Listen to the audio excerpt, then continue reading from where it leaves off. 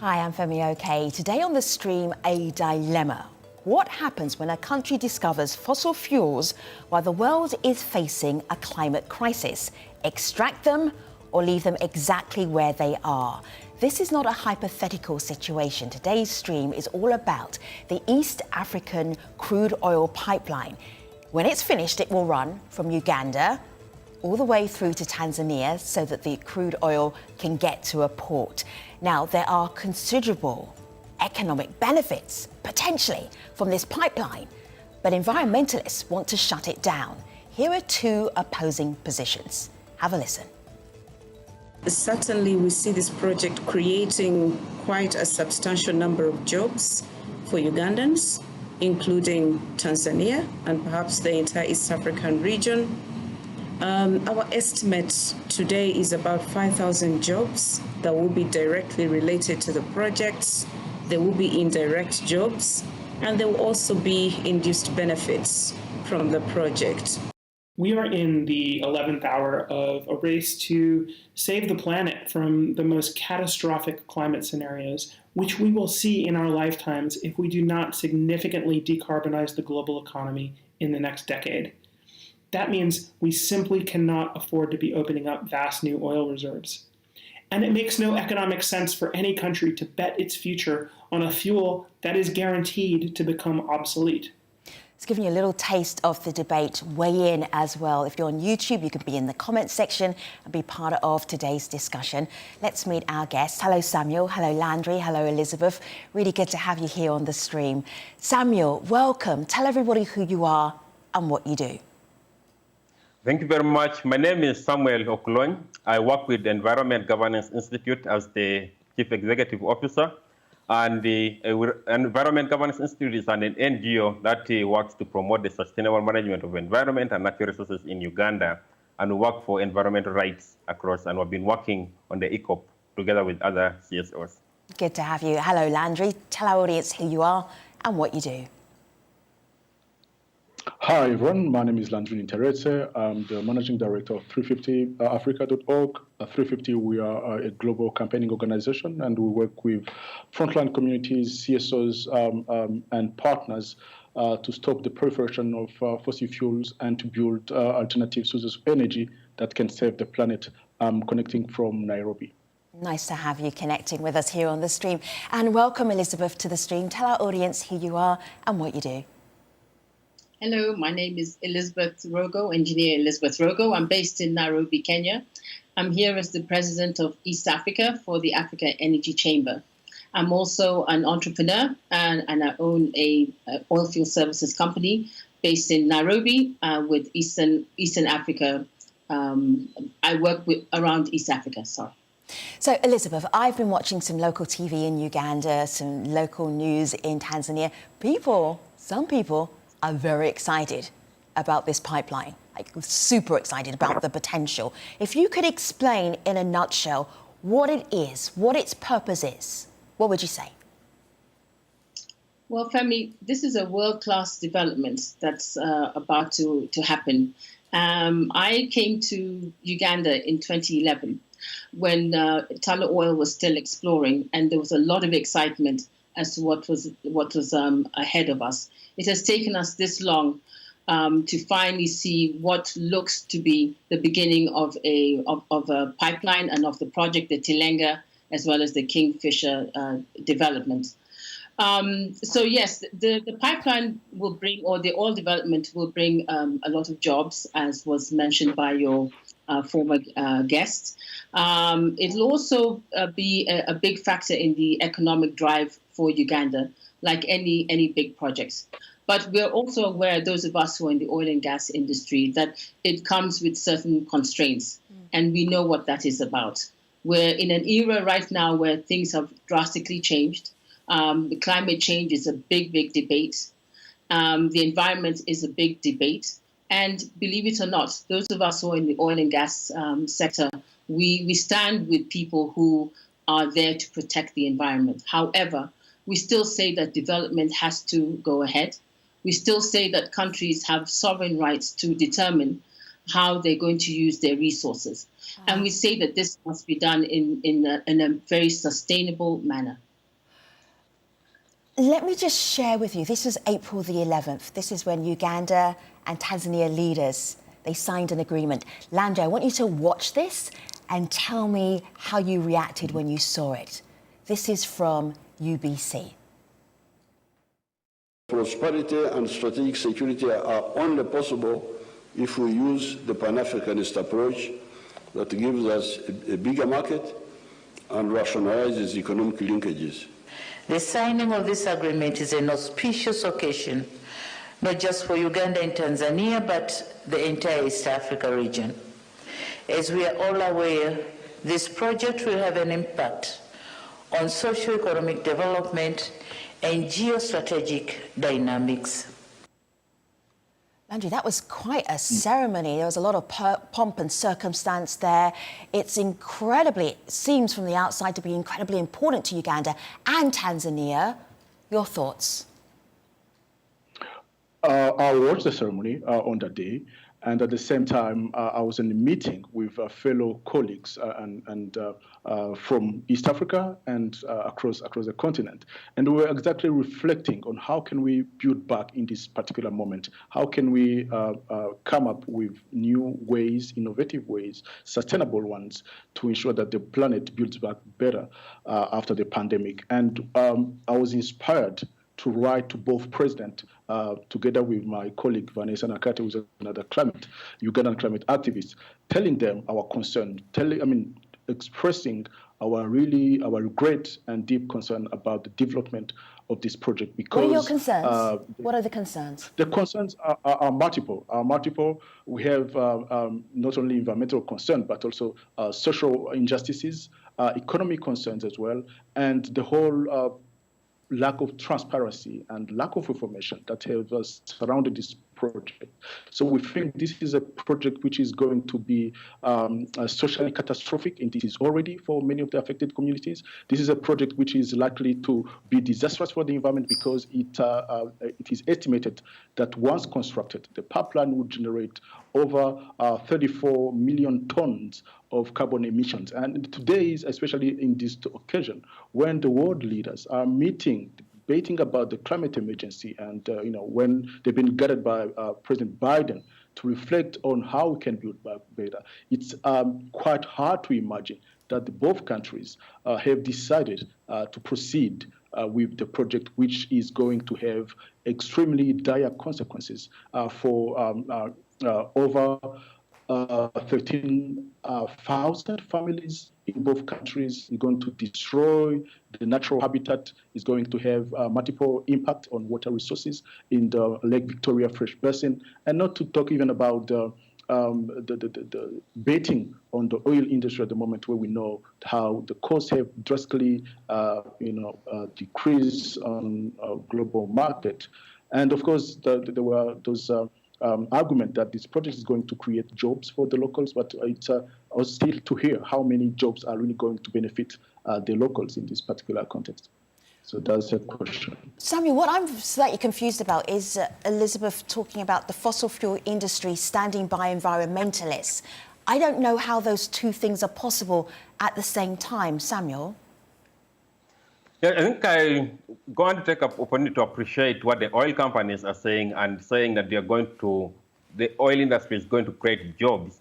However, you realize my colleague put about 5,000 jobs, and most of these jobs are going into expatriates. How many of them are going to benefit the local people? Because there's a debate saying directly and indirectly jobs, but the people need jobs, yes, but they need sustainable jobs that can be able to guarantee their future. We cannot continue getting jobs from the oil industry, which is about to end. Because I know in Uganda there's a lot of potential in tourism, that if we invested in tourism industry, then we can be able to generate jobs that can be sustainable to sustain the economy, and as well as be able to ensure that the people are able to benefit from the investments. The fishing industry is one of the booming sectors worldwide, and Uganda has so many freshwater lakes. And I know the investment in this area has a lot of potential that can be able to create a number of jobs that are sustainable than investing in a sector that is about to end within the shortest time ahead. Because the whole world is transitioning to clean energy, and within 30, 40 years, we shall not be having the jobs that are being promised now. So we need to invest in a sustainable way, which Uganda has a lot of potential, that which I believe will work for the people. I'm just looking at YouTube, Elizabeth, and there are a couple of comments coming up where people were very concerned about what really the employment prospects may well be. So Drew says they'll probably ship 5,000 foreigners with experience in the field rather than hiring locals. Elizabeth, thoughts? Well, if the foreigners look like me, I hope that won't be a problem coming from Kenya. But this, as we said, this is a development that has never happened in this part of the world. So yes, you are definitely going to start off with a large international crew. But during this transition period, we would expect the Ugandan country to instill strong local content laws, thereby allowing its people, to gain experience. I'm a Kenyan that left my home country to go to America and to learn about oil and gas and become a practitioner of oil and gas, and decided to come home. And there are many, many more of us who have taken that route and are back home. So at the beginning, it may seem as though it is very Western in terms of the experts that will come here. But with time, we hope it would transition to be not just only a Ugandan project. This is an East African project, and it's not just Uganda and Tanzania. So if I may, Femi, I think sometimes we put too much emphasis on just the jobs. Remember, the East Africa, or ECOP as we call it, is just one part of a big development. You have the Tilenga Kingfisher development, that's the fields themselves. And then you have the refinery. And I don't know if you're aware that Uganda, being a landlocked country, relies in Kenya to transport all its refined products. Comes to the port of Mombasa and taken by road up to Uganda. This is an opportunity for Uganda to be able to become more self-sustaining. By building a refinery, they also be able to sell products within the region and sell the excess out to the market. Yes, I agree with my colleagues that we are making, there is that energy transition. But that transition, there's no hard stop. We're not going to say that in 2035, we're all going to renewable energy. Kenya is a country where renewable energy is strong. We're the largest geothermal provider in Africa, but we still have an energy mix. We still use fossil fuels. So my argument is that if we're able to develop this particular project, this world-class project, the way it should be, that is with best-in-class technology and taking very good care of the environment, then I think we have a chance to be able to push Uganda where it needs to be, as well as the region.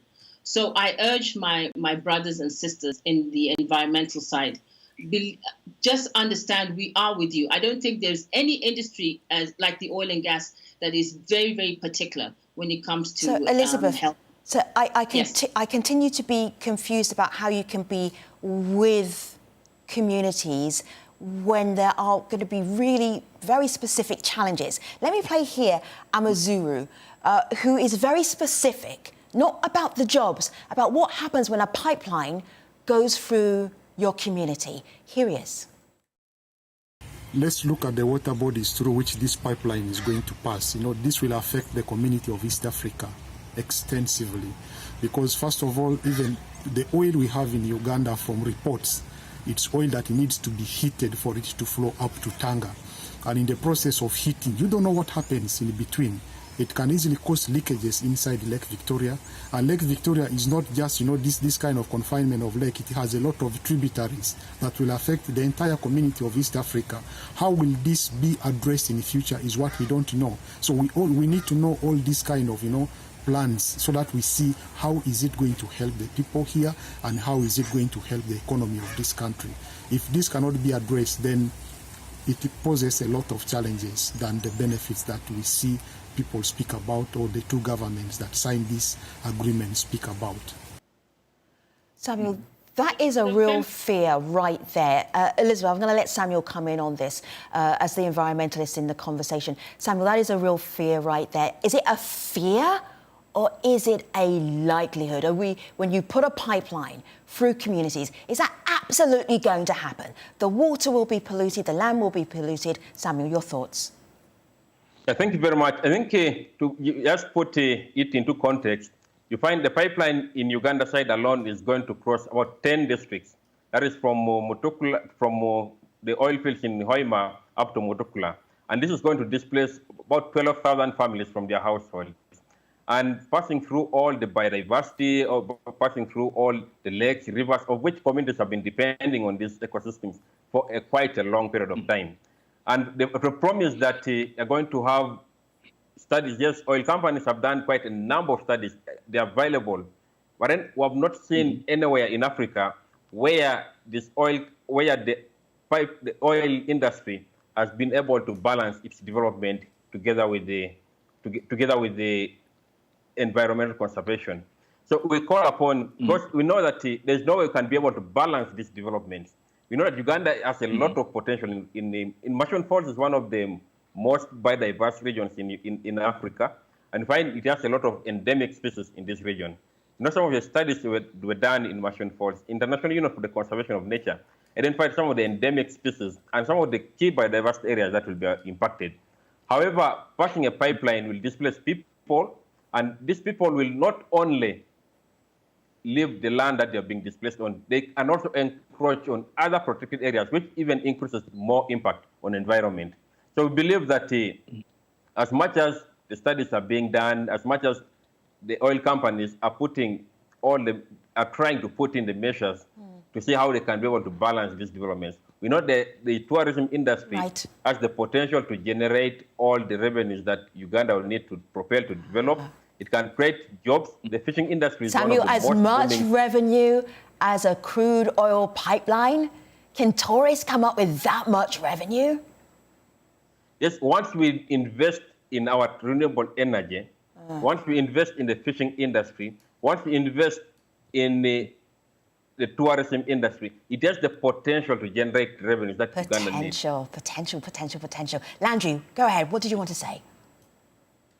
So what I want to say is the project being described as a world-class project is really a catastrophic one. I just want to state that again, because at the moment where we are living in a triple crisis, and we're thinking on how we build back in a better way, in a more sustainable way, really being drilling in a region which is one of the most ecological diverse and rich also in terms of wildlife in a project in an area where thousands of people are going to be affected and displaced, in an area where it's said to be generating jobs, but also, as Samuel said, probably very junior jobs for the locals. It's quite ironical and political. And I just want to point out that this is a kind of project which is going to benefit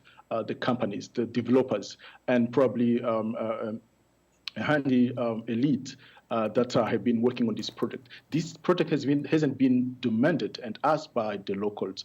The locals, there are so many viable, sustainable, ecological projects and development ventures that can still be made available for them, where they can contribute and ensure their future.